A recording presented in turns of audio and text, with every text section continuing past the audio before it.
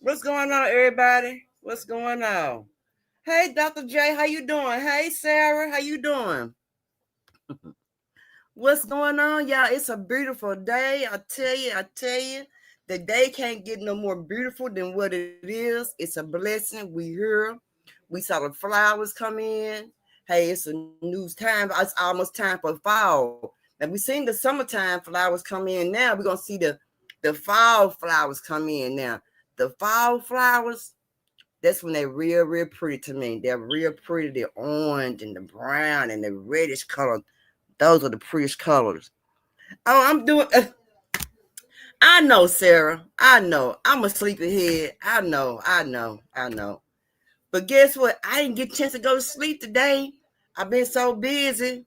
My cousin called me, talking he bragging, talking about he cooking on the grill, he barbecuing and having fun. He cutting up, and then some people came to my house, and then my son did some cooking, and then I had to wait till he finished cooking. It took him forever. I'm like, dang, you gonna ever finish cooking the food? Took him forever. He didn't care about me wanting to eat. He didn't care. So y'all, I got this sign up behind us, which is called racism. Really, because I'm really tired of the racism. Enough is enough. You know, we don't do that over here. We don't have time for it over here. But I wish everybody would feel the same way about racism. I mean, that's all I've been seeing lately. The racism. Okay, it's always been there. It never went nowhere.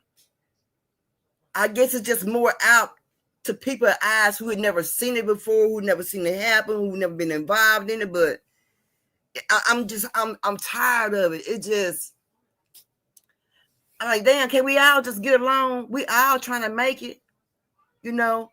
And if the truth be told, if we all came together without the rich people or the want to be rich people, we outspend all of them. So I don't understand why our voices don't even matter, why we don't even matter. That's crazy. I understand. I'm sorry. I just don't understand. But hey, I just hope and I pray for everybody in this terrible world, and to be truthful to you, me myself, if I was a young woman right now at the age of 21 or at the age that I can get pregnant, believe you me, I wouldn't have no baby. Not in this world, not in this time, not with these people. I wouldn't have no baby. I would not have no baby. Lord have mercy. I wouldn't have one. Right now, I feel like not the right time to even be having kids. The world is such a trouble, and it's all tore all up and such going on, and the kidnapping, the the um the kidnapping, and the firearms, the you got your tour, your editors out there. You got your the economics ain't right. Um, the housing is terrible. I mean, so many bad things going on right now in 2025 that I would not even think about having a baby. No. Mm-mm. Mm-mm. No, I be scared for my baby. I be so doggone scared for my baby, y'all. I wouldn't know what to do. Yeah, it's scary times right now. Yeah, I be so scared for my baby. I would never get no rest. I'm telling you, I be. They might have go ahead and just admit me in schoolhouse. I'm telling you, because I just couldn't do it. I couldn't leave my child just going to school by itself because so many things going on in the schoolhouse, and you got people with firearms in the schoolhouses, and you got people that ain't even at the school come to the school with their firearms and stuff, making a ruckus at the school when you only need to go somewhere else and make a ruckus. Not I come to the schoolhouse and make a ruckus. You know what I'm saying? Well, kids are vulnerable at their lowest moments. You see what I'm saying? And people know that when they get out their mind and go through with the firearms and stuff, and that is crazy to me. I mean, I just couldn't have no baby in this decade, in this century. I just couldn't. But anybody do, bless you, keep your kids safe and covered, and stay prayed up at all times. Even when your kid get out of school, you still got to stay prayed up because you still got crazy people out on these streets. I'm serious. It's wild. It's crazy. And you got crooks and firearms, and I'm just saying on the streets. I'm talking about the schools. I'm talking about on the streets. You know what I'm saying? You got people that they will harm you, that the negative people that with the negative energy, the negative vibe, and the bad demeanor, the demeanor ain't right. Those people, I mean, we have to look out for ourselves. We come out here in these streets, we would leave our house. I mean, we as women, men's too, but we as women, we are the one that's most vulnerable, and we are the ones that they're most targeting is the women.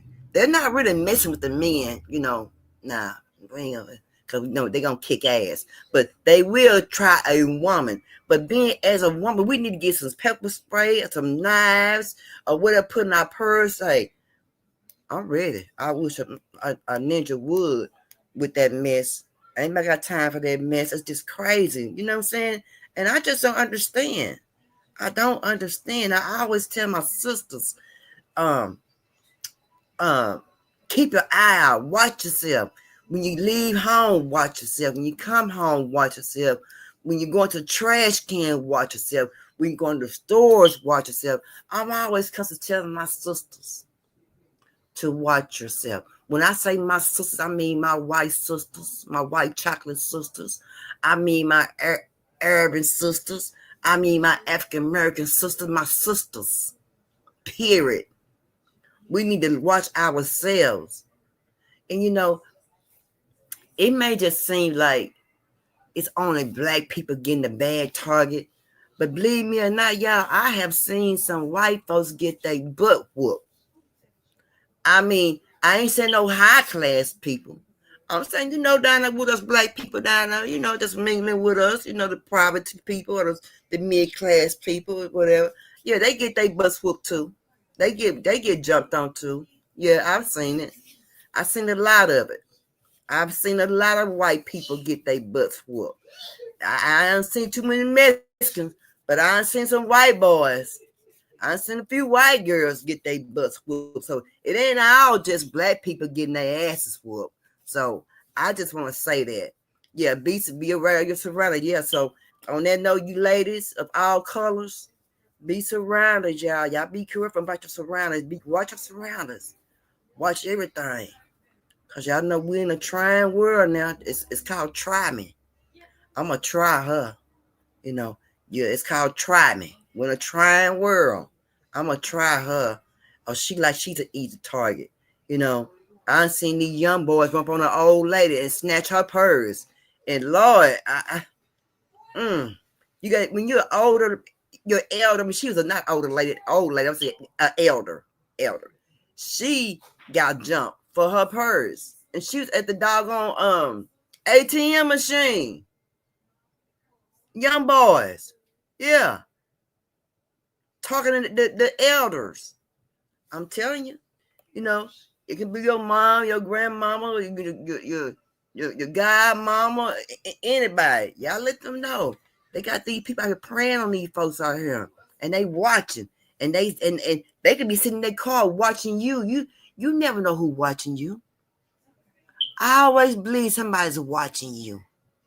You ain't getting away with nothing, not nothing. It's somebody watching you, sitting in the car watching you. Yeah, it sure is. Believe me, most definitely. But y'all, let's talk about this Philly trash. I don't know what's going on with Philly, but we got some different outlooks with different people about this trash.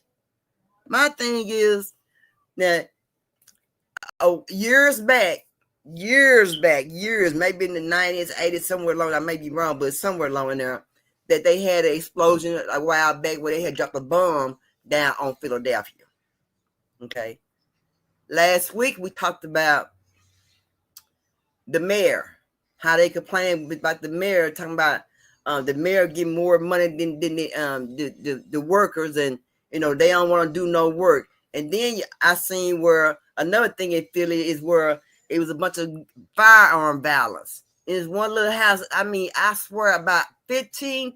I know, about 20 people was on that doggone front porch. And all I see the little young boys, them YNs. We know what them YNs is, right? Come out they hip, the front of their pants, and they just started bah, bah, bah, bah, bah, bah, bah, bah. I like, and they ain't saying get down. And y'all know they ain't no good shooters. They out there just shooting up, and they turn Philly up. I mean, they are on Philadelphia bad. I don't know. I'm gonna say it again. Somebody just got that devil and sat him in. Not sit and sat him in the middle of Philadelphia, because Philadelphia is doing the doggone fool. And do y'all know if you don't pick up trash, what happens? Right? Let's step into this right quick. The city of Philadelphia said before they side with the mayor, they gonna fill the whole city up with trash. Since the mayor decided that she was gonna give herself a 9% raise and give all the sanitation workers a 3% raise, they said, okay, well, July 1st, we going on strike and we'll see what you do about that. And to that, the mayor said, I don't care. We don't need you. Basically is what she telling them. So she took about 50 spots, public parks, mind you, and she said, this is where the new trash dump will be. She instructed all the residents of Philadelphia to take their trash to these designated parks, even though it's the middle of summer, during a heat wave, mind you. That's when the residents of Philadelphia stepped in and said, not gonna happen. They said they refused to put their trash in their cars and take them to these designated spots when they pay already for trash to be picked up from their houses. They're telling other residents, just let your trash pile up, keep it in your yard. I don't know what to tell you, where to put it, just leave it on the street. And now the city is starting to fill up with trash. So we're gonna see how long this mayor lasts. It's not gonna be long before that summer heat start cooking this trash. And out come the rats, roaches, mice, the maggots, and all the things in between. Ooh, Lord have mercy. Y'all, the worst thing in the world is the maggots. Oh my God.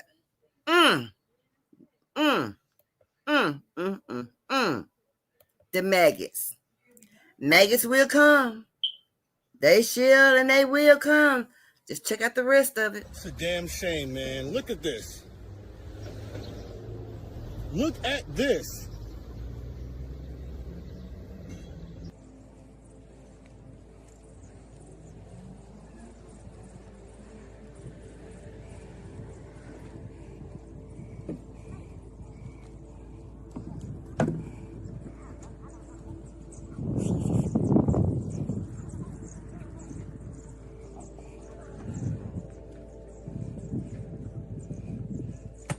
I'm telling you guys, you can barely breathe.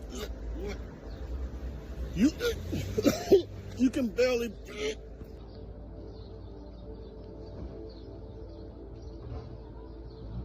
This is truly insane.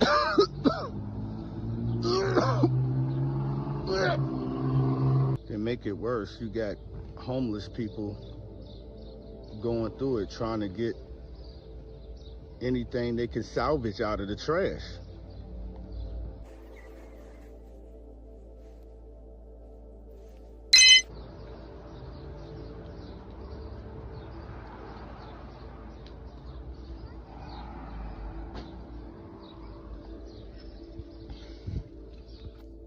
I can't believe this, guys.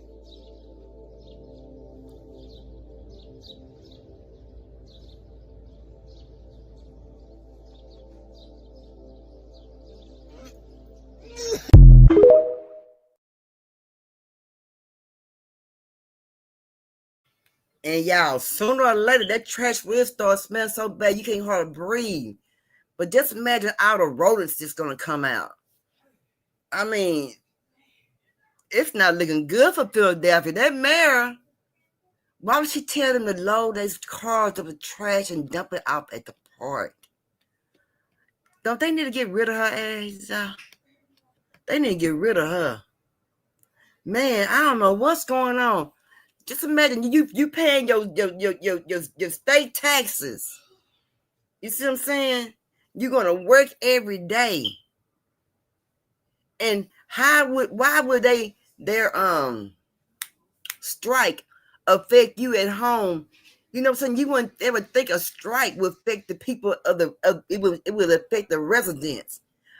I would never think that a strike would affect the residents of a state. But this strike here is affecting the resident of the state of Philadelphia with all the doggone trash. Says that she couldn't. Sarah, sister. Yeah, Dr. J. Yeah, I moved too. Nasty. Do you know? Sooner or later, rodents gonna be coming to your house. They gonna be in your house. They gonna be in their house in a minute now. They don't get it together in Philadelphia. I used to always want to go to Philadelphia. I used to always hear good things about Philly. I said, yeah, I always want to go to Philadelphia. I'm like, I want to check it out one time to see if maybe I want to move there. But baby, I'm so glad my little old man said, girl, you better stay in Texas. Yeah. Because I don't know what it is. And then I remember one day, at first I didn't understand what was going on. I'm like, what's going on? Why this man tell this man, no, you know we ain't doing this. You know we ain't doing this. You know we on strike. And I'm like, who on strike? Why you won't let bro man in the gate to go to work? That was them. Oh boy, one man was trying to go to work, and one black dude out there with the gatekeeper with the key and the lock said, man, we know we ain't doing this. Man, you know you ain't going to work. Ain't nobody working today. You see what I'm saying? But it shouldn't come down to that nobody going to work. Now, if they not going to work, isn't this affecting their paychecks?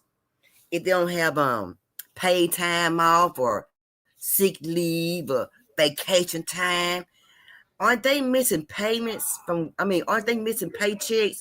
And I know unemployment don't take care of no strike when you're on strike. And then what if you're on strike and you ain't got no union?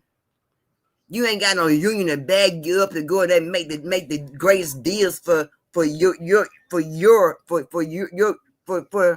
people who in the union. Does that make sense? I mean, I don't know. I just don't know. That mayor, and when I first seen her, she seemed like she was just so wholesome and and and and good, and she talked so well, and she seemed like she was just so sweet, and the words that she was using. And Pep always say, "You watch them words. It's them words." It was the words that she was using where I wouldn't think that she would even be like that. But when I heard that woman say what she said in her mouth, I'm like, this woman is crazy. What the hell is wrong with this lady? Surely she thinking only about her household. But even her household is not safe if she's over there in Philadelphia. The rodent's going to be in her household. I heard one man to take the trash to the mayor's house. Take the trash to the mayor's house and drop it off. Now, how cold-blooded would that be? Take the trash to the mayor's house. I wonder how long they're going to let this go on. Because when I looked yesterday, it was still going on. They ain't picked that trash was still building up in Philly. So I wonder how long can they keep this going on with without picking up trash. How long can the mayor just sit on her ass and just sit there and watch the city pile up with trash and think it's okay and think she's cute and getting away with something, but she's not.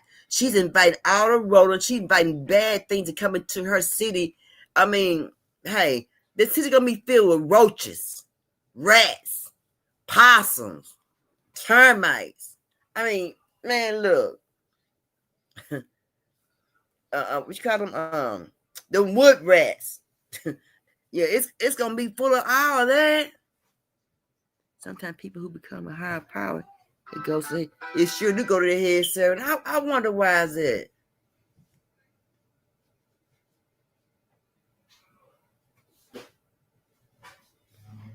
I wonder why is that.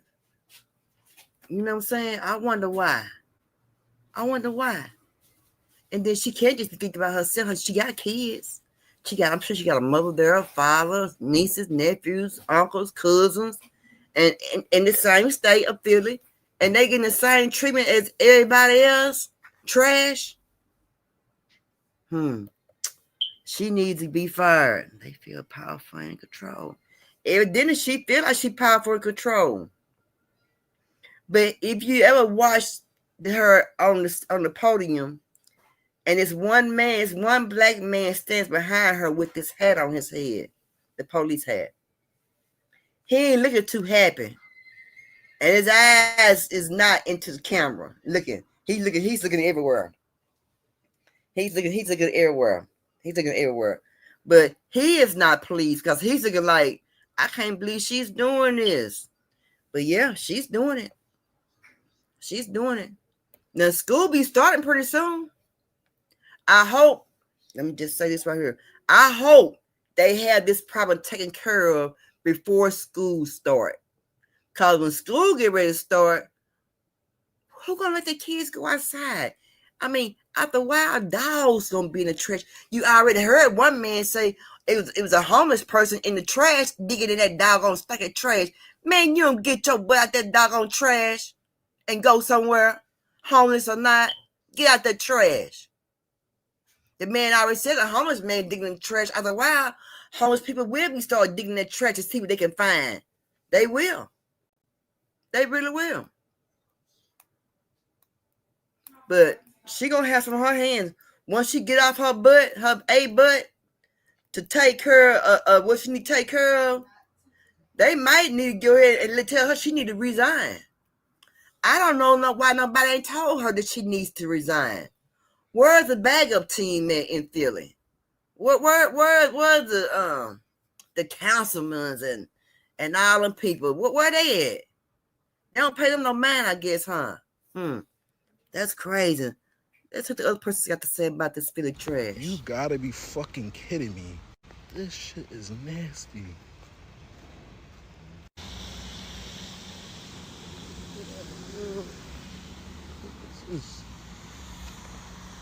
Where all this trash come from?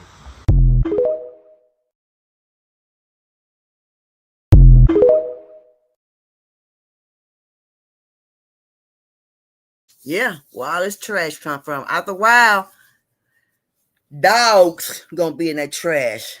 The pets gonna be in that trash. Gonna be turning them bags open, and trash itself gonna be all over the streets. That's what's gonna happen. This out of hand, Sarah, for real, for real, for real. What's gonna happen when them dogs start turning trash? Y'all know, and I know. Dogs will go in the trash can, pull trash out of the trash can, knock the trash can over and everything.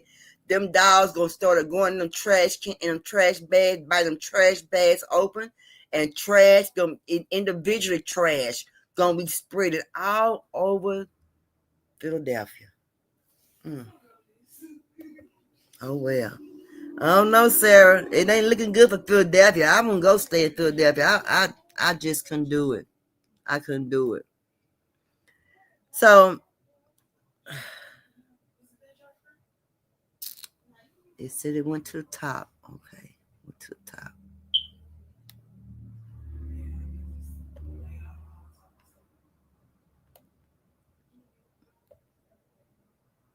Okay, yeah.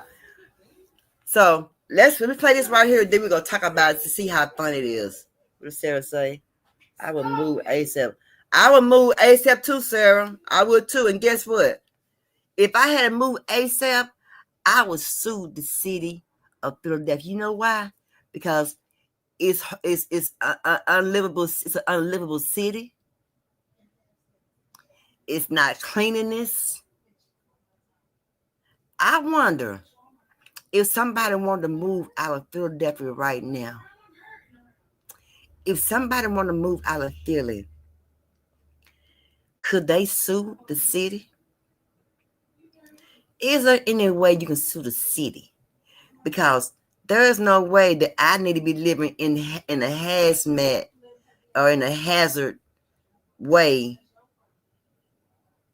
and you made it this way, and it shouldn't be this way. All you had to do is do right. I wonder, could it be a lawsuit? I don't want to put nothing on nobody, but I wonder, could the city be sued for that? Cause that is a city, and you making it unlivable conditions. I wonder, couldn't they be sued if a person wanted to move? I got to go ahead and move. I just can't stay here no longer. I got to go. Like Sarah said, I got to move ASAP. So I wonder, could they be sued if a person wanted to move ASAP, can't live in that kind of condition, and the one with OCD, people like that. I wonder, can they be made to pay them to at least, if they wanted to move, pay for their first and last month rent, if they wanted to move and the rental fees and all that. I wonder, can they be made for that? You think, Sarah? That sound good, don't it? That sound good, girl. It sound good. It sound good. I'm just trying. I'm just thinking because, I don't know. Your mayor don't let you down. Y'all elected her in there to be the spokesman for you when you ain't got you're not there to put your word in, and they're there. I just wonder, sir, is it possible? I know, huh, Sarah? But we ain't gonna get nobody no ideas. We're gonna move on to the next one. But y'all tell me about this right here. Imagine driving down the street and a police officer chasing a suspect asks for a ride. That's what a Memphis man says happened Thursday morning, and it was all caught on cell phone video. Memphis police say they were chasing 31-year-old Christopher Green in the 1400 block of Winchester Road in Hickory Hill. He's accused of theft of property, vandalism, and much more. And that's where this video picks up, while officers were chasing the suspect. In the video, a man says officers were jumping a fence into the apartment complex. Then you can see two other officers running down the street looking for Green. And that's when this happened. An officer with the Fugitive Task Force is seen riding around in the backseat of a man's car, searching for the suspect. You can see in the video other officers still running down the street. A couple moments later, the officer hops out of the back seat and continues the foot chase. Oh, heck no. Did y'all see that? So you trying to tell me Mr. Popo was tired of running? Hey, he need to go get his endurance up. They gave the police a ride, y'all. They gave the police a ride. You can see the policeman in the back of the seat of the car. I'm gonna play it again. You can see the Popo. Mr. Popo was in the back seat of the car like a regular human being. Can you believe a policeman wanted to ride? You can see him in the back seat of the car. They actually picked the Popo up. There's no way. Say, I know they had to get some gas money. Do they get a reward for giving the police a ride? I wonder. Yes, Sarah, isn't that something? Man, that's crazy. There's no way in the world. Let's see. We'll see the man. Imagine driving down the street and a police officer chasing a suspect asked for a ride. That's what a Memphis man says happened Thursday morning. And it was all caught on cell phone video. Memphis police say they were chasing 31-year-old Christopher Green in the... Y'all sitting in the back seat? He's sitting in the back seat. Now, those have been some good people, young men and women, young men and women, young men in that car to pick their policeman up and give him a ride. They had to be some nice people. They had to be some recommendable people to do that. They on a chase. They foot chasing. Say, man, pull over. Let me get a ride. Take me up here. No, man, I ain't giving you a ride. I would have drove off on his butt. He would got no ride from me. I know her, Sarah. Would you give him a ride, Sarah? If he would pull you, well, he ain't pull him over, but if he would stop you, can give me a ride, would you stop and give him a ride, Sarah? I don't know if I would have gave him a ride or not. I don't know. Would you have gave me a ride if I needed a ride to get somewhere? I don't know.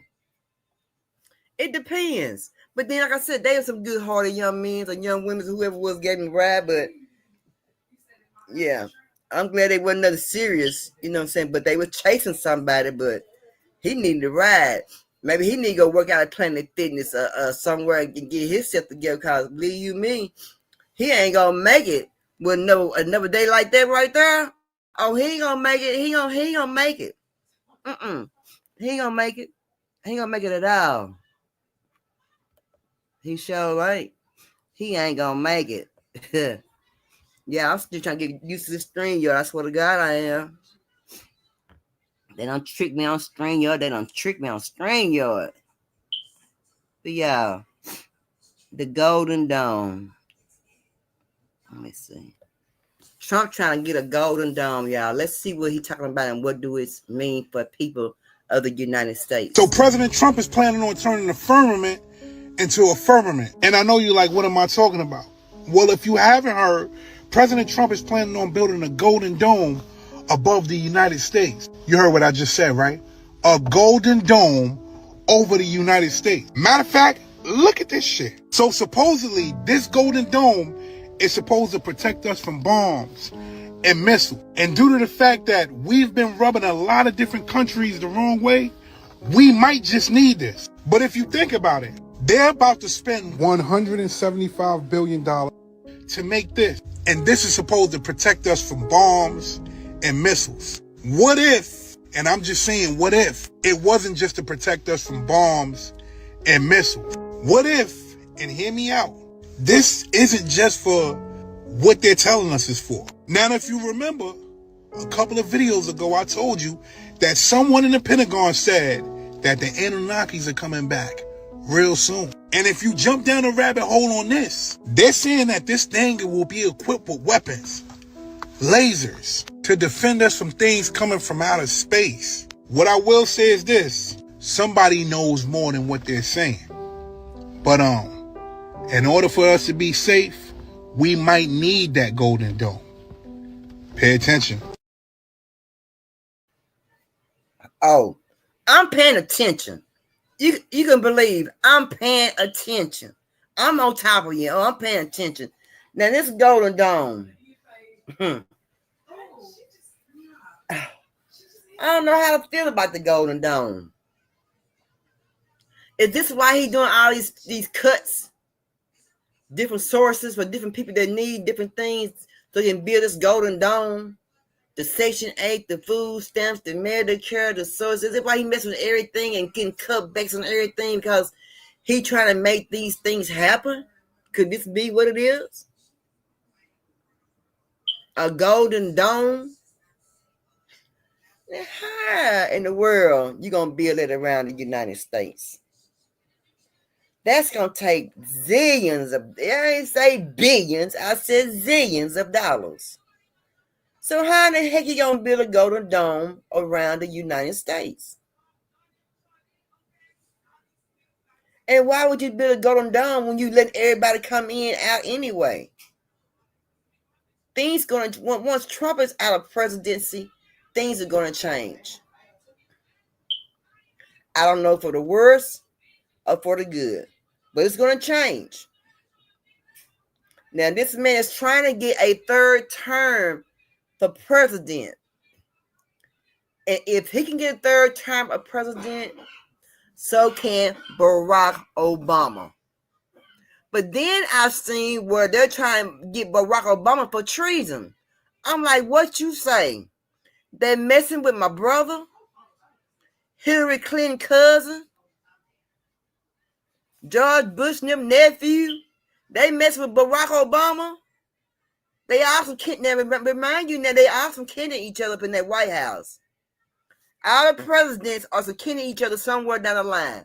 Cousin, nephew, cousin. But they are some killing each other. I promise you that. Yes, they are. So this is why he trying so hard to get cutbacks on everything to build this dome gonna take zillions and not billions of dollars. And why we need this dome if you quit? We wouldn't need this dome if you wouldn't be over there messing with them people. Leave them people alone. Quit lying on them people. This orange man just be lying on them people. And when nightly news come on with Lester Holt, that's the news I watch. Been watching all my life for years.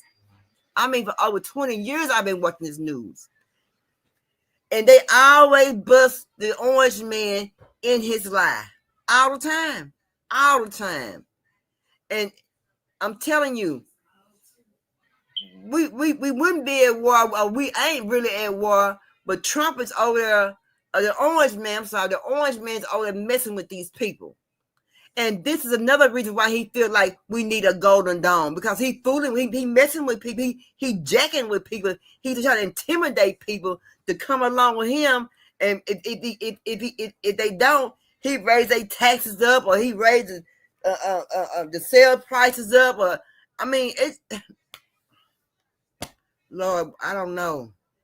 I never been in. I'm in my 50s, and I'm telling you, I can't wait till he leave. And I hope that they gonna put it where he can get a third term, but it's where he can get a third term. He can get it. If Vince try to come president, and he make president, and he can say he want to drop down, and he can have Trump as his vice president. He want to drop down being president. Trump can be president again. That's his third damn time. Now Trump can be president third time, so can Barack Obama. They saying, and believe you me, if Trump go in there and try to be president again, I'm getting up off my butt, and I'm going to go vote, because I don't need that man in there. Because we leave him in there again, it's gonna be over. Ain't gonna be nobody that hold no racism too. We already can't get a hate crime. We ain't gonna never get a hate crime, because they don't want to give us one. But they give everybody else. They give everybody else a crime bill. I mean, everybody, but they won't give us one. They will not give us one. I don't know. They feel like we can handle ourselves, or what? But it ain't the fact that we can handle ourselves. It's the fact that we need to be treated equally, like everybody else.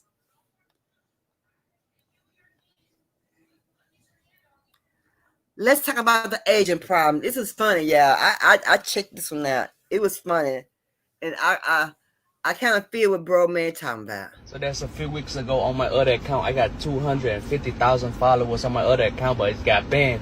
This fucking lady comment on my shit say, go back to China. Bitch, I born in fucking San Jose, California. I am American, an Asian American. What the fuck do I go to China for, huh? That ain't even my country, bitch. I ain't even Chinese. Why the fuck do I have to go to China? Well, if you tell me to go back, bitch, tell me to go back to fucking California. I'm in Louisiana now, you hear me? Shit, I work in fucking 70 hours per week. Bitch, do you know how much I pay taxes for that shit?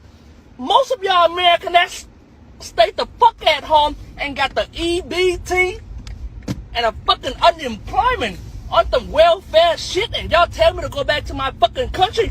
Who gonna pay the taxes and give y'all the money to spend on them?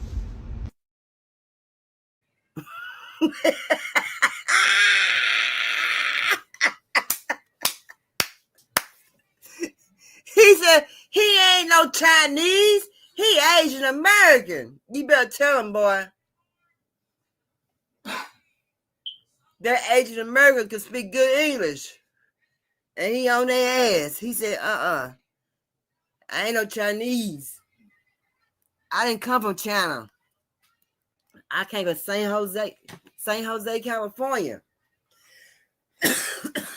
So he said, and you and all, he ain't going. No, he ain't going. What Sarah say? Right, Sarah.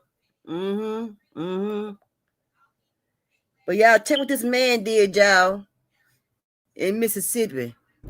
Ladies and gentlemen, this young brother got arrested because he hacked into the Hines County down there in Mississippi, hacked into the human resources account and gave everybody who was applying for food stamps, approved them, and then turned around and put $2,500 on everybody's card.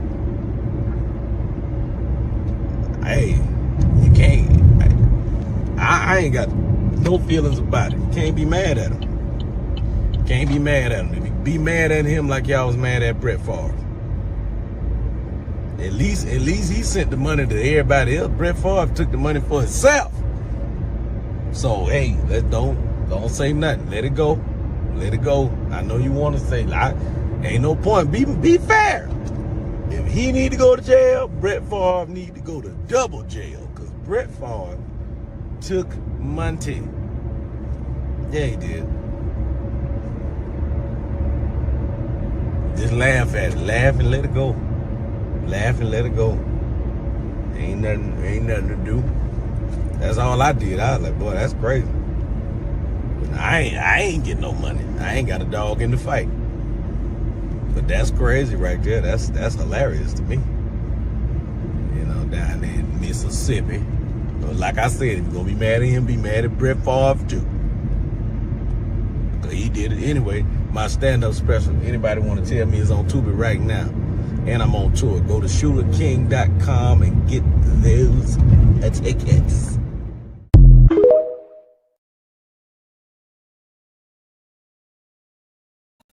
Brother Eric Brown on $100,000 bond. He gave everybody some food stamps. God darn, I tell you. Now, when he did that, I wonder how they gonna get their money back, their food stamps back. I wonder. Did anybody really knew that they were on there like that. Where you going? Don't jump on me, Sabrina. Jump on the other way. Like that, I wonder. But hey, he said Brett Favre didn't get in trouble. Why? He didn't go to jail. They didn't do nothing to him. Yeah, I bet they didn't. But this man here, $100,000 bond. Yeah, he got one. He got a bond.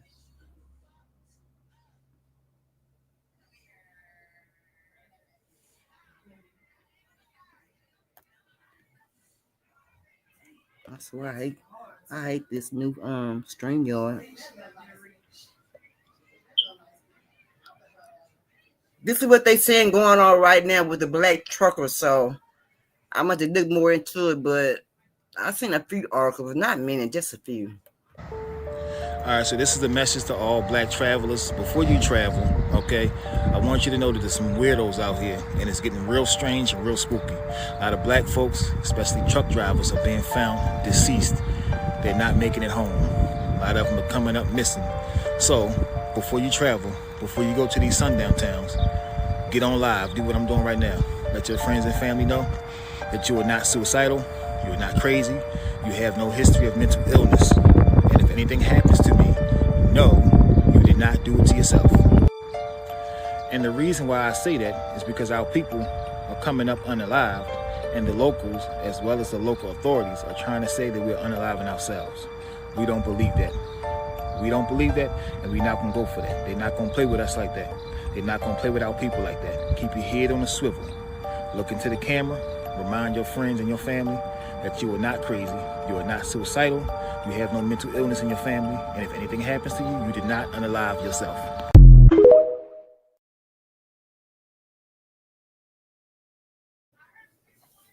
When you got to start doing all that, that's when you know it's serious.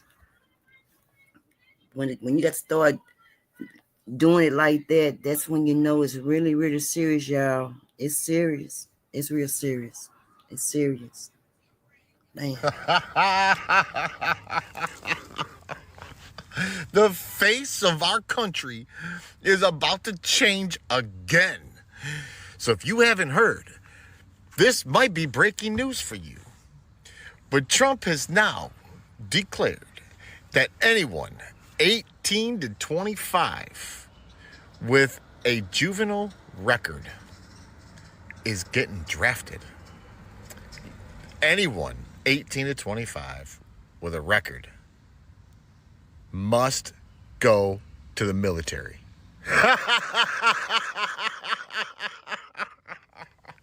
That's the best fucking thing President Trump has done since he has been the fucking president.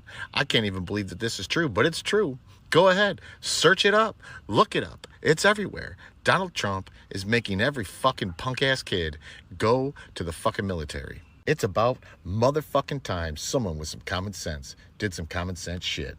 Way to go, Trump.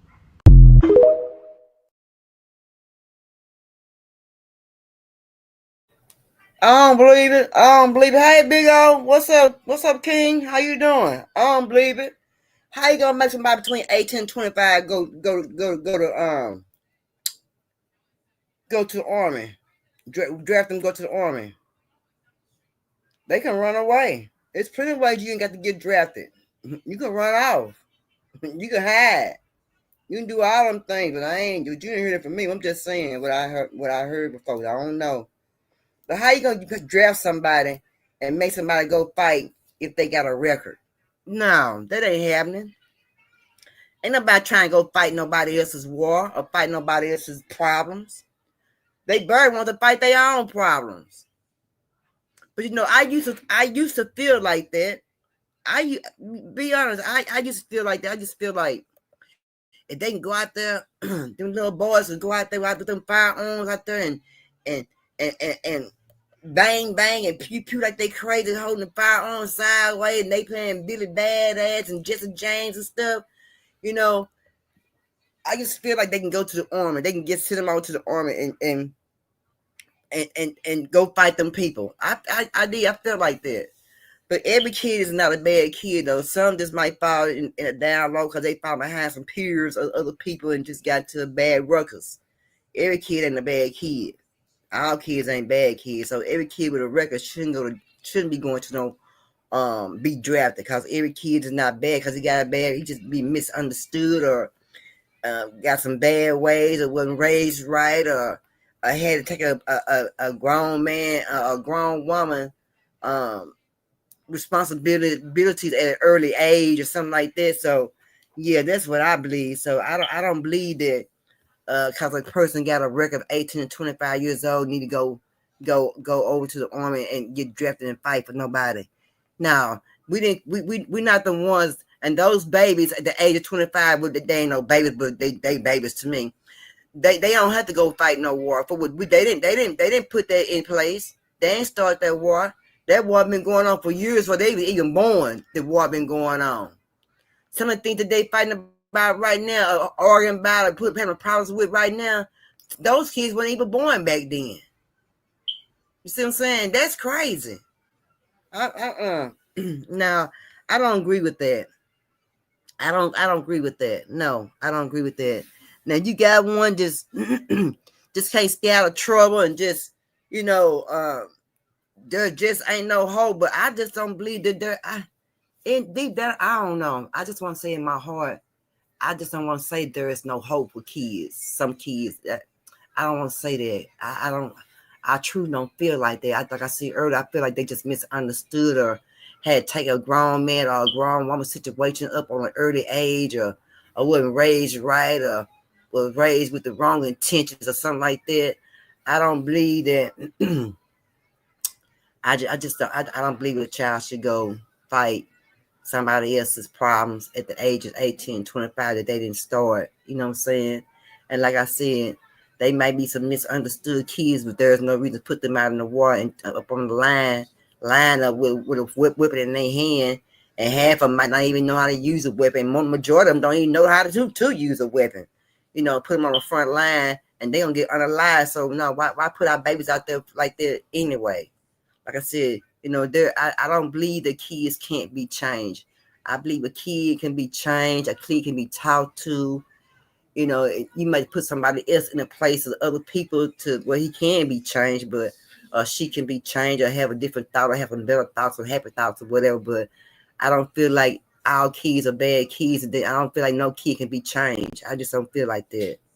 I hate to say it, but I just don't. I guess from the age of I don't know, 5 to 21, 22. I don't feel like a kid can be changed around that age. I don't.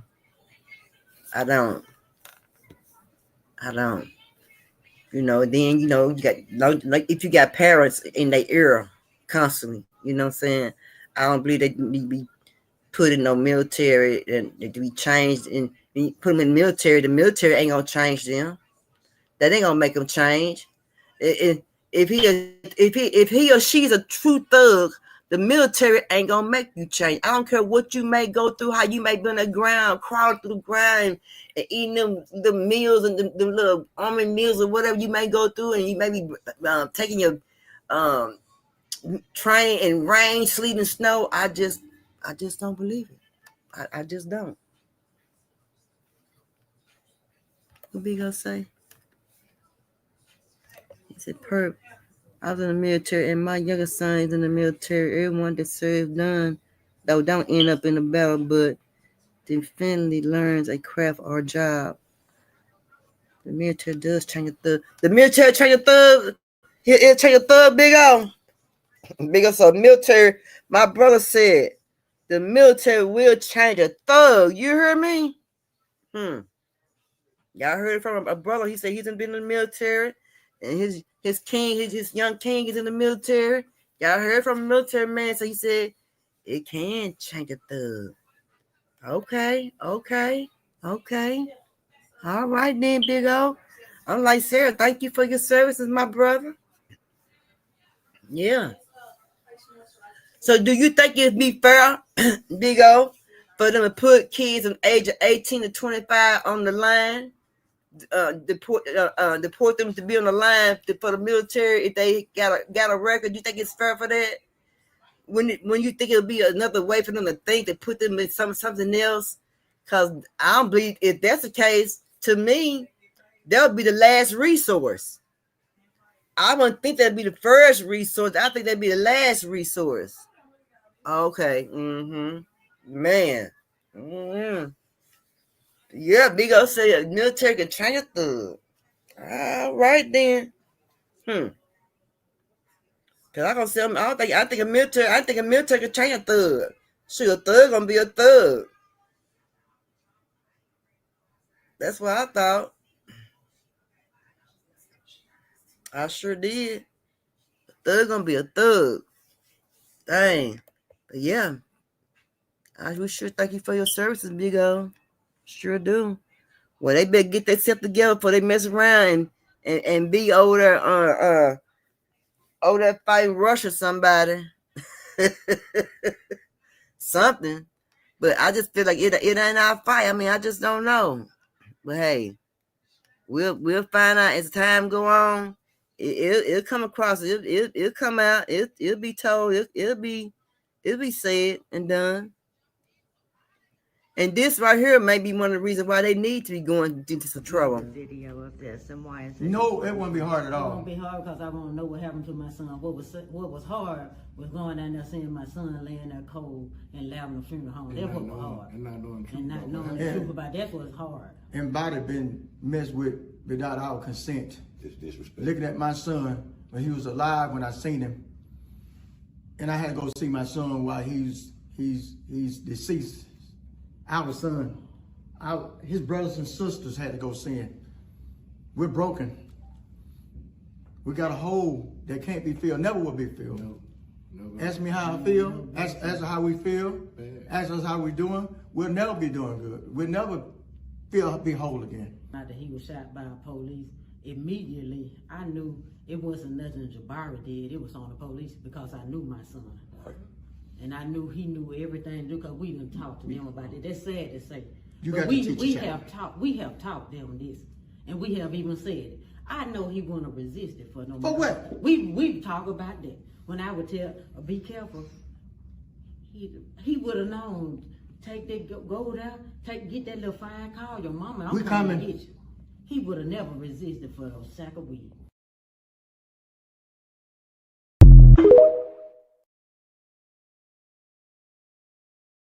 Hey, and I thought I heard her say a sack of weed at the end of the video. That young man was unalive by a police officer. That's crazy. You'll be shocked on how many of us joined the military to get away from the streets and try to learn structure. I know that's right, Big O.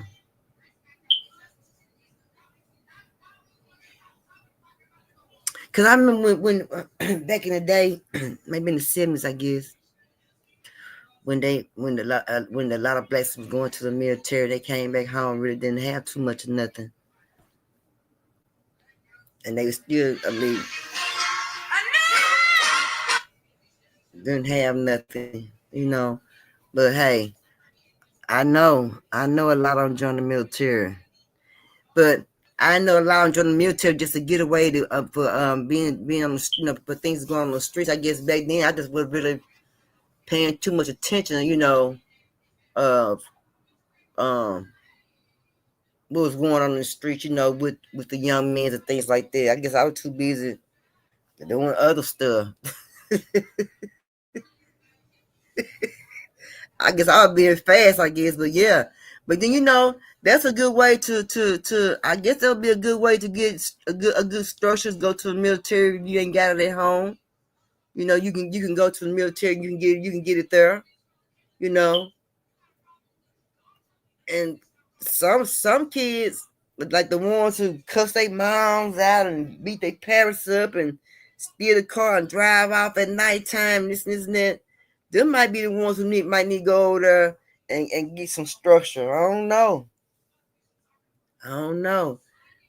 I thought Gavin would go to the military one time. One time he said he was gonna go, but he never did go. But I wish he would have went ahead and went. Maybe he would never got unalive. He would have went ahead and went to the military on a buddy pass or something like that. He's talking about back in the day. So I don't know, man. But we sure thank you, brother Big O.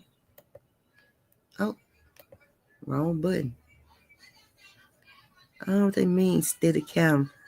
Let's check it out. The Dr. King assassination was the most thoroughly planned assassination in American history. Hands down. It was more thoroughly planned and more technically arranged than the JFK assassination. According to Dr. King's attorney, William Pepper, who sued on behalf of the King family and won, proving in court that James Earl Ray did not kill Dr. King, but it was a sharpshooter for the Memphis Police Department on the explicit orders of J. Edgar Hoover. William Pepper, and you can read this for yourself. He interviews one of the Green Berets who were the backup shooters. In case the Memphis sharpshooter would have missed Dr. King as the target, the Green Berets of the U.S. Army were supposed to execute Dr. King. One of the Green Berets is interviewed, and he says that friendlies would not be wearing ties. You are not to shoot anyone who is not wearing a tie, who has a plain, flat collar. Jesse Jackson had a plain, flat collar. How under heaven does the Green Beret, acting on the orders of the U.S. military and the FBI, how in the world did Jesse Jackson get word, Art, that he was not supposed to wear a shirt and tie on the day Dr. King was murdered? And according to William Pepper's book, not my words, his words, it clearly alleges that the good Reverend Jesse Jackson was an accomplice to Dr. King's murder, that in some way, in some shape, in some form, directly or indirectly, he aided and or abetted the execution of the good Reverend Dr. Martin Luther King. Those are not my words. Read the book and you will see them for yourself.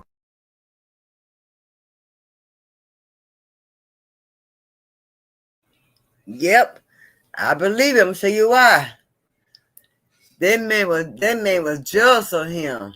He was jealous of Martin Luther King. He was jealous of Martin Luther King, and he never was trustworthy. Jesse Jackson ain't never been trustworthy. Never. I ain't never liked Jesse Jackson. Yeah, Sarah said, wow. I know how Sarah. Jesse Jackson is dirty. And y'all see he didn't have. Now, how would he know? Like he said, how would Jesse Jackson know not to wear a tie? Anybody not wearing a tie is not to be shot. How did Jesse Jackson know? And I'm going to play it again. They showed Jesse Jackson too. Out there tie around his neck now. They showed him. Let's check it out again. The Dr. King assassination was the most thoroughly planned assassination in American history. Hands down. It was more thoroughly planned and more technically arranged than the JFK assassination. According to Dr. King's attorney, William Pepper, who sued on behalf of the King family and won, proving in court that James Earl Ray did not kill Dr. King, but it was a sharpshooter for the Memphis Police Department on the explicit orders of J. Edgar Hoover. William Pepper, and you can read this for yourself. He interviews one of the Green Berets who were the backup shooters. In case the Memphis sharpshooter would have missed Dr. King as the target, the Green Berets of the U.S. Army were supposed to execute Dr. King. One of the Green Berets is interviewed, and he says that friendlies would not be wearing ties. You are not to shoot anyone who is not wearing a tie, who has a plain, flat collar. Jesse Jackson had a plain, flat collar. How under heaven does the Green Beret, acting on the orders of the U.S. military and the FBI, how in the world did Jesse Jackson get word, Art, that he was not supposed to wear a shirt and tie on the day Dr. King was murdered? And according to William Pepper's book, not my words, his words, it clearly alleges that the good Reverend Jesse Jackson was an accomplice to Dr. King's murder, that in some way, in some shape, in some form, directly or indirectly, he aided and or abetted the execution of the good Reverend Dr. Martin. And it showed old Jesse Jackson right there without no tie on his neck. Now, I've always been fishy about Jesse Jackson. Jesse Jackson he has never stood up for the African American people. He ain't really never did nothing for the African American people. I can't really call nothing in my mind as I can think about as in school, as in college. That man, Jesse Jackson, didn't do nothing. I know it's crazy, huh, Sarah? That man didn't do nothing for African American people. He didn't do nothing for the NAACP. He just like what's that man's name? Al Sharpton. He just like another Al Sharpton. Al Sharpton didn't do nothing for the African American people. Al Sharpton just basically just ran his mouth. He didn't do nothing for nobody. Al Sharpton didn't do nothing for nobody. For the NAACP, he didn't go in and do nothing. He didn't do nothing. I mean, that man didn't do nothing but a bunch of talk with a perm. Al Sharpton didn't do nothing for African American people. When I say nothing, that man didn't do jack rabbit nothing. He did a bunch of talk. He did a bunch of talking just like Jesse Jackson, a bunch of talking, but never did nothing for the American people. Not just for black people, just for the American people, period. And then, I don't even think really the NAACP really fooled with them people, with Jesse Jackson or Al Sharpton. But I know for a fact Jesse Jackson has been nothing but trash, and Al Sharpton has been nothing but trash as well. To me, you can't even count on them. They're not accountable people. They never did nothing for people, period, but for themselves, to make themselves look good. When they get them on the podium and start talking, they just talking for themselves. They wrote their speech for themselves and make themselves and their ego feel good, because they didn't write the speeches for the people. They wrote those speeches for themselves and how they see themselves in their eyes. That's who they be writing speeches for. But Jesse Jackson and Al Sharpton, But yeah, how did Jesse Jackson know not to wear no tie? Because he's a part of it. He been a part of that the whole time. He envied Martin Luther King. Jesse Jackson envied Martin Luther King. And I know when they were going to walk across the bridges and stuff, and he's supposed to be right there on the side or whatever. I never trusted Jesse Jackson. Never. And I never will trust Jesse Jackson. Never will. But let's check out this mom who had her son unalive, y'all. And this is some crazy work right here. She need life. Imagine being in love with a man so bad that you have him unalive your own biological child just so y'all can be at peace. So this is Stacey Stoudemire and this is Gerard Stoudemire. So this is Jamel, and at the time of the incident, he was still living at the house with his mama, and they didn't have the best relationship, and the reason was because she was still allowing Gerard to run the household. Now mind you, Gerard had left Stacey for a whole nother woman, had moved out and everything, but he was still running his household where another grown man and her other sons were already living at. And every time Jamel would have a problem with Gerard, instead of the mama defending her son, she always defended Gerard, which is the reason they had friction between each other. See, the thing is, although these two had separated and he was sleeping with 8 other women, she was still in love with this man. She was still sleeping with this man, and she was still willing to do anything for this man. He was still a part of her other children's lives, and she claimed that he was a part of Jamel's life until Jamel just became too complicated to deal with. So they went on to claim that Jamel was around there busting windows out the cars, jumping on top of the windows, and just causing all type of damage. Say he was threatening his mama. Say he went up to Gerard's job at the baseball park and was like, I'm on that if you want to be on that. Say he did that 2 days in a row. So at this point, this is where the mama get irritated, and she come up with a plan like, I'm going to need for you to do something to him. Matter of fact, her words verbatim when she texted Gerard was, whip his. So they come up with this plan to have Gerard go over Stacey's house and confront Jamel. So the day that Gerard go over there, he invite 3 of his homeboys over there, and y'all know what that is. He come over there with a baseball bat, and he like, I'm on it. So they sit outside Stacey's house, and they waiting on Jamel for like an hour. And he telling Stacey, like, text him and ask him where he at, what time he getting here.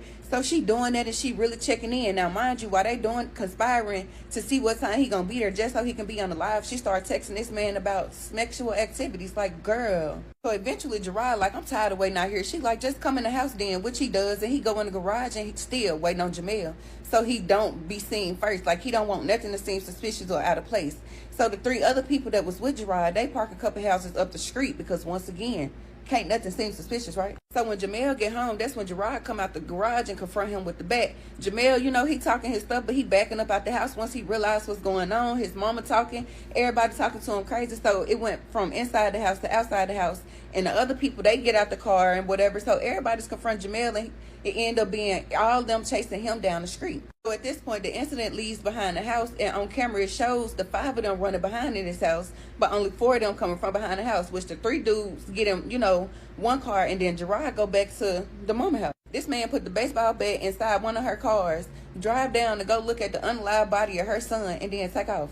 And she is helping him with all of this. She gave him the keys to do so. And then what's crazy, if I'm not mistaken, Gerard ended up pulling up to Stacy house in the same car that he ended up putting her son's unalive body in. So now that you know the when, where, whys, and who did it, I'm going to tell y'all how they did it. So what happened was when they confronted Jamel that day and they chased him down the street, Gerard actually pulled out that baseball bat once they got behind that house and him to death. And that is what happened. So he then went back to assure that Jamel was unalive, and they went picked him up in a Lincoln, put the body inside of the Lincoln, and went bury him in a shallow grave in another neighborhood. So after using his car to dispose of his body, they then went and torched it, and that is what the police will later on find. Gerard eventually pled guilty and was sentenced to 40 years to life plus 10 years for the abuse of a corpse. I cannot find a sentencing for Stacy, but she was charged with conspiring for the unaliving of her child. And what's even crazier, when I told y'all Gerard had 8 other girlfriends, right? Another one of his girlfriends helped this whole situation. Rest in peace to Jamel Kelly, though.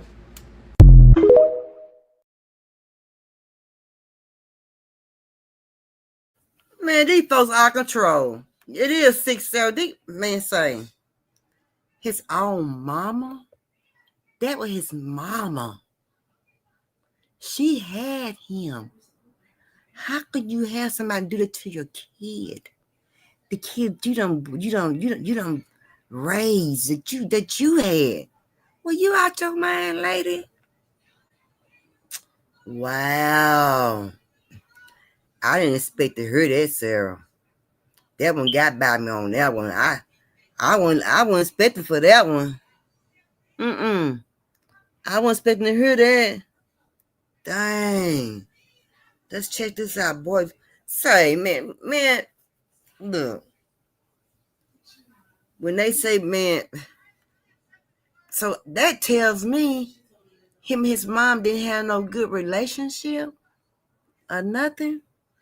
For her to have her boyfriend, or I didn't say husband or his daddy, I said a boyfriend, to unalive her son with a baseball bat, to beat him to death. Man, that's cruel. That's cold-blooded. That's cold. That's cold. Should no man be able to turn no woman against her son? Should no woman hate her son so much where she can turn a man into unaliving him? Hold on, y'all. Cousin calling. One moment.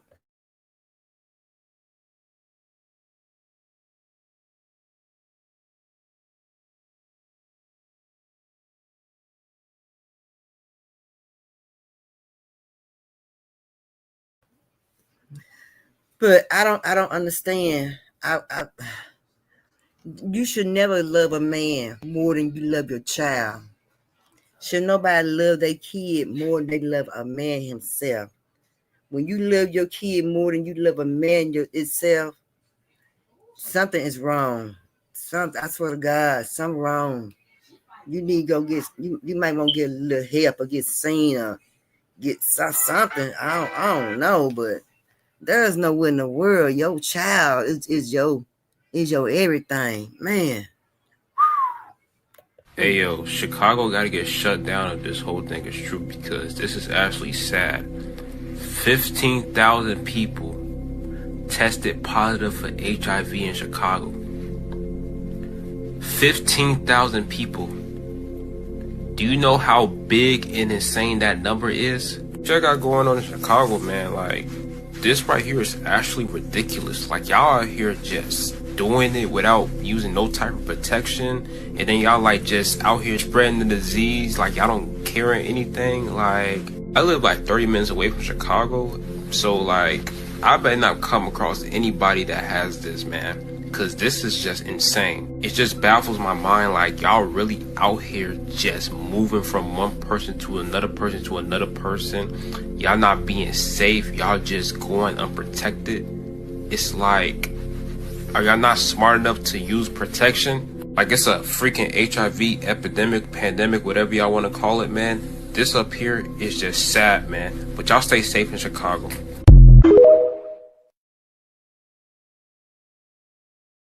Well, I'm gonna go to.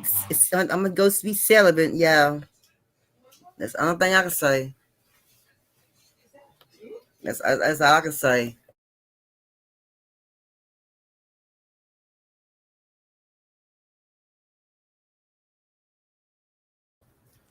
Yeah, I think I'm gonna go into that, Sarah. What you think, Sarah? What you think, dog? What you think? All that going on, Sarah. What you think we need to do, Sarah? Well, I know what I'm gonna have to go. I'm gonna have to do. I'm gonna have to go ahead and shut it on down, cause girl, I don't know. That scared me. Do you know that's damn near the whole state? Huh? That's about the. But if I'm wrong, tell me. But it's about like the whole state, right, y'all? That many people? That's the whole state. Chicago, man, what y'all doing up there with y'all bodies? Man, y'all say, you can't tell nobody what to do with their bodies. You can't tell nobody what to do with their body. But when you got that many diseases like that, you got the alphabets. They used to call it alphabets. When you got the alphabets like that, say, I'm gonna go ahead and just take myself off the market. I know I don't want to be. I don't want no relations. Yeah. When you hear stuff like that, you don't want to be bothered with nobody. You don't want no relations. You don't want no nothing, because you don't want none of that what they might got, because you don't know where they been. That's why you can't play them games about you over here, you dipping here, you dipping dabbing over here, dipping dabbing over there, and then everybody ain't being honest about who they messing with, because they don't want to say, because they want to keep it. That's my business. But when you interacting with this person, that person, it's not your business anymore, because you sleeping, you putting them into your mix. So when you put somebody else in your mix, when you having relations, it's not just your business anymore. You need to tell somebody else, because, man, hey, yeah, man said 150,000. That's the whole Chicago. What y'all doing, Chicago? What y'all doing, man? I don't want nobody from Chicago. I don't want nobody that's been up in Chicago. But then, Perp, how can you say that? And they said down there in Texas that y'all got it down, y'all got it bad. No, they got it bad. I ain't got nothing bad. It's bad in Texas. Yeah, they said the venereal diseases is bad in Texas too. Houston, Texas. They were saying one while. I think they were saying one way. I heard Dallas, Texas was bad one time or another. I believe I heard something like that right there. But say, I don't care, I'm finna get ready to get out, but I'm just saying right here, as a woman, as a man. See, the other day, me and my cousin got into it. He was taking it for the men's, and yeah, I took it for the women. I did that. Even though some women are ratchet, I still took it for the women. And I was telling him, if Trump, the orange man, the bad hair head man, if he took women's off of food stamps, off of Section 8, what about the daddies? What roles do the daddies play when you take these women off of these resources who really need them? Not the one who's bullshitting, but we take the women off of these resources who really need these resources. Where is the daddies at? If you take a woman off of Section 8 and you take a woman off of food stamp, because the food stamp, and the Section 8 is taking up the part of what it means is not taking care of their part of the kids. If you take that from that woman, who's going to take care of those kids? Yeah, she might go to work, but if she go to work, you took the housing from her and she go to work, her money still ain't going to be enough money to pay care of bills in the household and the kids and the food and the utilities and the necessities that come along with all that with the kids. Again, when and where And how are you going to make the daddies get involved who belongs to those kids? If you're going to take away this from these women. If you take Section 8 and food stamps from women, where and what are you going to do with the damn deadbeat ass daddies? What? What you going to do with them? They still get the chance to ride out free and do what they do and play daddy's baby, mama's baby, daddy's babies. And the mama's still struggling. Yeah, she'll go out there and get her a job. Because she got to go get a real mom going to go get her a job to take care of her seed. So she going to go get her a job. If she can take it off these resources, she'll get this job. And she still, and the way the economy is right now, and the way the pay rate is right now, she still ain't going to have enough money to pay those bills, to pay rent, to take care of kids, to buy food for the household, and buy all the necessity that the household supposed to have as far as tissue, underwear, pajamas, pads, puns, things like that. So still, at the end, who's going to come out on top?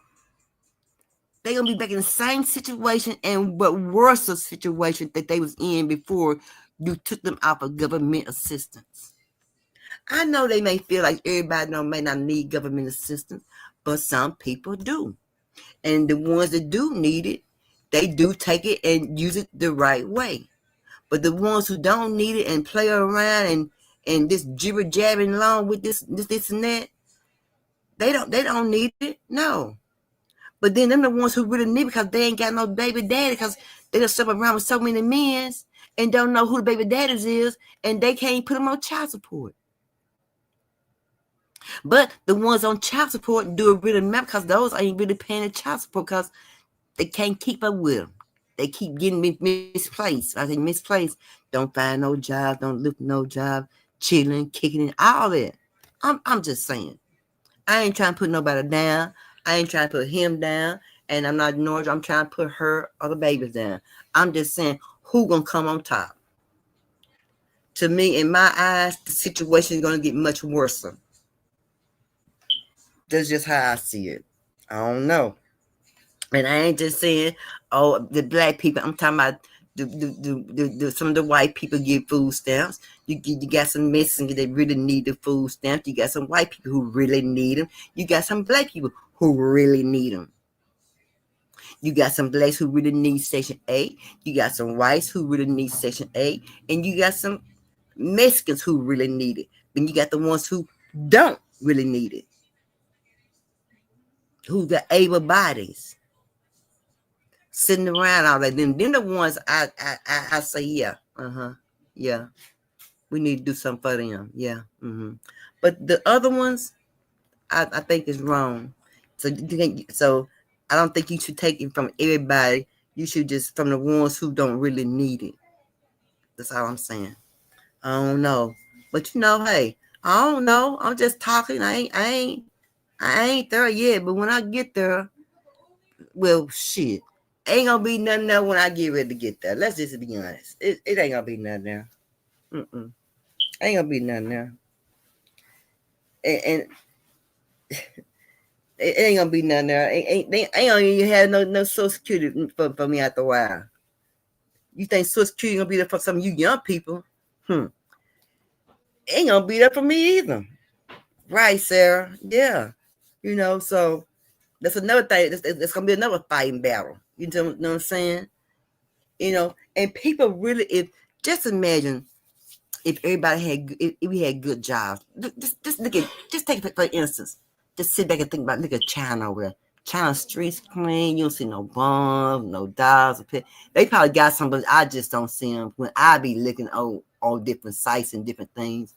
But anyway, it's nice and neat. But I heard people say it's really like that over there. But my thing is, it's like they living better than we are living. They living better than we are living. Look at Canada. You don't hear too many bad things about Canada over there. Canada over there, They got their lights off. They ain't got them on all night. They quiet over there. But over here, we rowdy, bowdy. What's that man they say that? Master P. Yeah, that's his name. Yeah. For real, y'all. For real. You know what I'm saying? Y'all make sure you hit that like, subscribe, and share button. I sure appreciate it. But y'all, I'm telling y'all, we got to do something. I don't know. I don't know what we're going to do, how we're going to do it. We need somebody who's really on our team up in that White House. Who's really on our team in the White House? We really ain't got nobody. You know who got us, y'all? We got ourselves. We got ourselves. We go to work for ourselves, pay our bills ourselves, because we can't get no help. We do everything ourselves. It's all on us. It's on us.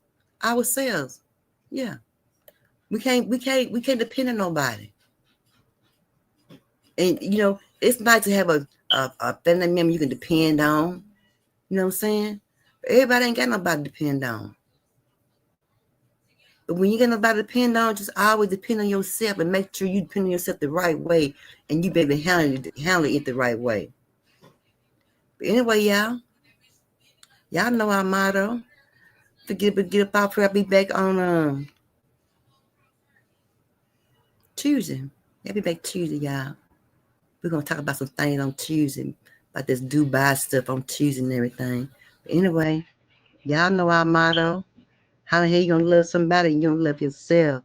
Peace. 2018 was the worst nightmare ever in my life. Dino. Dino. Dino. Dino. Peace. Love. Inspirational. That's Dino. Dino. Dino. Dino. Dino. Dino. Dino. Dino. Dino.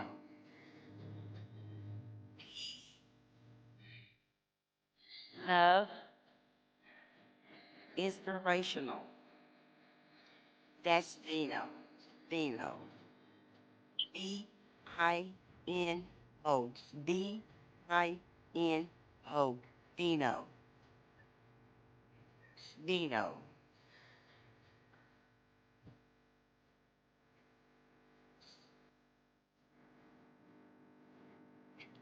I miss you, Vino.